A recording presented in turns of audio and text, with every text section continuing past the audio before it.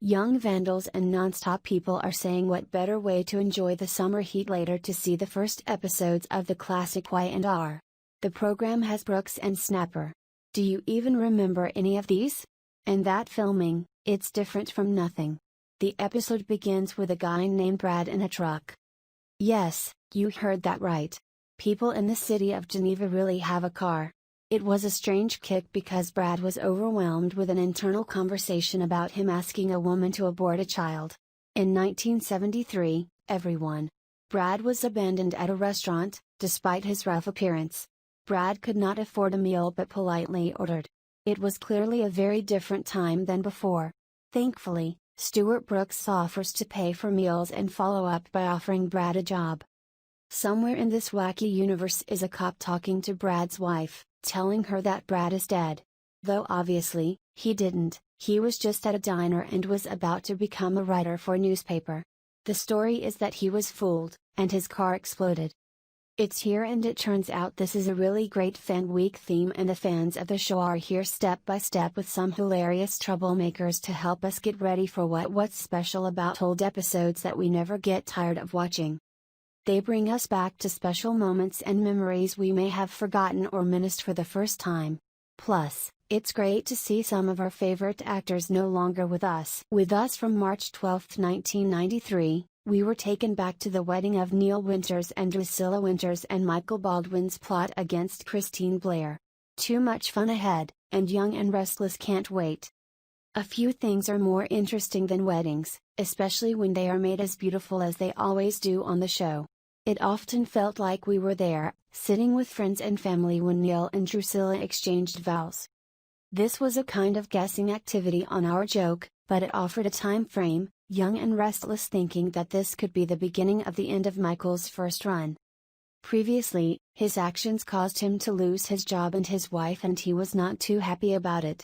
So he decided it was wise to try to attack Christine. He did this by digging his way into Christine's apartment and hiding in a closet. How far did he go before the end of this episode, as well as if he even went into Christine's closet, is a completely different thing.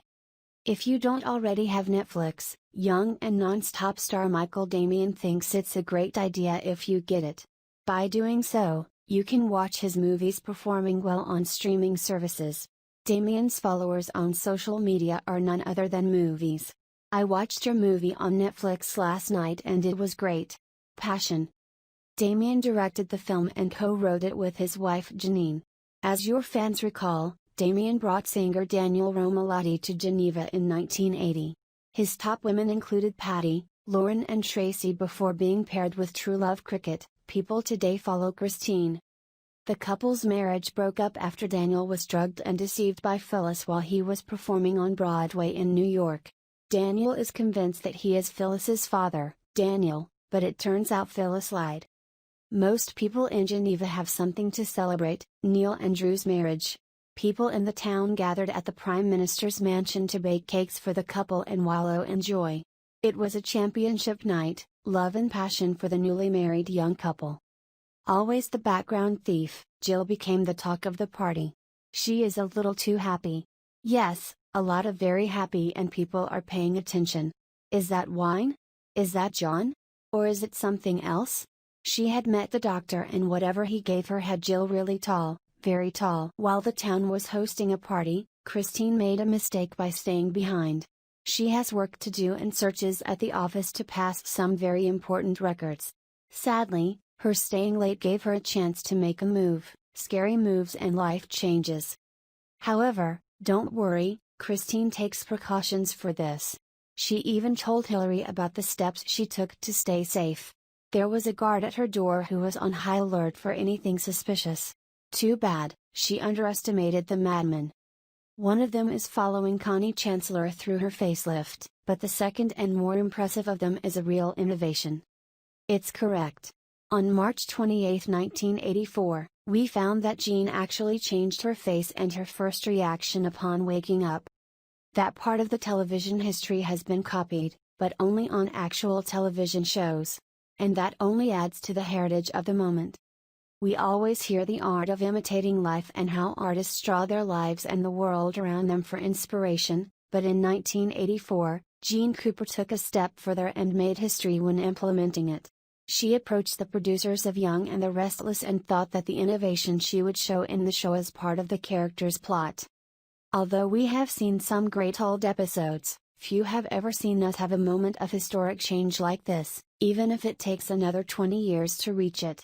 Faced with it, treasures like these are great for tripping, especially when fans have to choose to get this. Kinda wondered what the forces were thinking of waiting for so long, but then they had more than 40 years of shows to go through. We cannot have everything, but a network to see it all. Old episodes and other soap plays will be a good start. Sasha Calle seems to be working on some new music. She went to Instagram last night to show off her guitar and music production space. She has given a lot of music in the past and has shared a lot about it on her Instagram. It may be safe to assume that she has plenty of time to start writing some new music, and maybe this is a teaser for something coming up. Want to hear some new music from Calle? You can see the 2 photos she posted below. She didn't add any comments, however, adding some mystery to her post. Co-star Michelle Stafford was the first to comment, in simple words, "Beautiful girl." We all agree, Calle is very beautiful, and this post creates excitement for some new music coming soon. During this time, you can listen to some of her previous songs, and we will be looking forward to new music along with new episodes of Youth and Insecurity. Hopefully, we will know what her character Lola Rosales will do in her current situation. Notice Doug Davidson, who plays Paul Williams on You're, is back again with the story behind his Instagram live stories. With a relatively large number of fans and a fair share of his interesting stories, Doug has now reached episode 7. What better way to call in this episode than to discover the raw murder mystery of George Rollins, anyway? Doug is recovering a big story with a story about murder and dry ice. Paul Williams, who is known as the private detective of the city of Geneva, has a prosperous relationship with the beautiful Cassandra Rollins. Despite the saying that all were fair in love during the war, Cassandra had her own fair bones in the closet.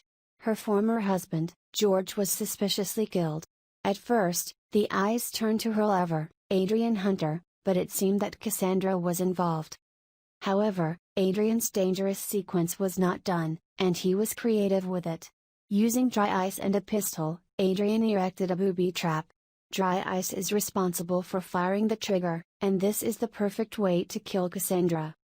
Victor warns Paul of what's going on behind the scenes. Paul loves Cassandra, and she wants him to be happy, regardless of her fate. 2 people kiss in a romantic way. If you don't remember Michael's crazy days, remember to tune in. Back in 1993, he had a bad guy and did some bad things, and this was one of his worst moments. He broke into Christine's apartment thinking that the wall and the plot were attacking her in the most horrible way. But she realized in her career that when producers expressed their desire to choose a black actor, the needs of minorities were diversified, to make people happy on the surface. Face, fill the quota. Is there an Asian there? Great. Done. It talks less about integration, it wants to hear the voice of another perspective, she continued. We really want to check the boxes, but do we really dig deep and listen to the cries of needy people who really have problems? I do not think we are. That's what I've dealt with in this industry. Missing, likes to listen to other people's voices. She has an idea on how to turn the tide, however. Coverage is everywhere, Mr. Sarsarpi said. After having a 98% white product behind the scenes and in front of the camera, and a black person, do we really feel that it represents a slice of his life? We think not. Later in the interview, Sarpi opened up about his battles with anxiety and depression. This is one of the waves, she shared. Fortunately, I didn't have a very bad episode for a year and a half or 2. But, in the past, I have been stuck there for more than 3 years. I managed my emotions incorrectly for many years, she continued. I didn't grow up with tools, because my parents didn't grow up with tools, to manage my anger and frustration. So she developed a Jewish reaction based on her fear of her world, an answer that persisted until she reshaped my own spirituality and, by somehow, put the heart on the mind. All of that for me, Simmering with love and fear, watching out the intriguing episodes on our channel. Abby can even become a truly dependent couple. To Abby,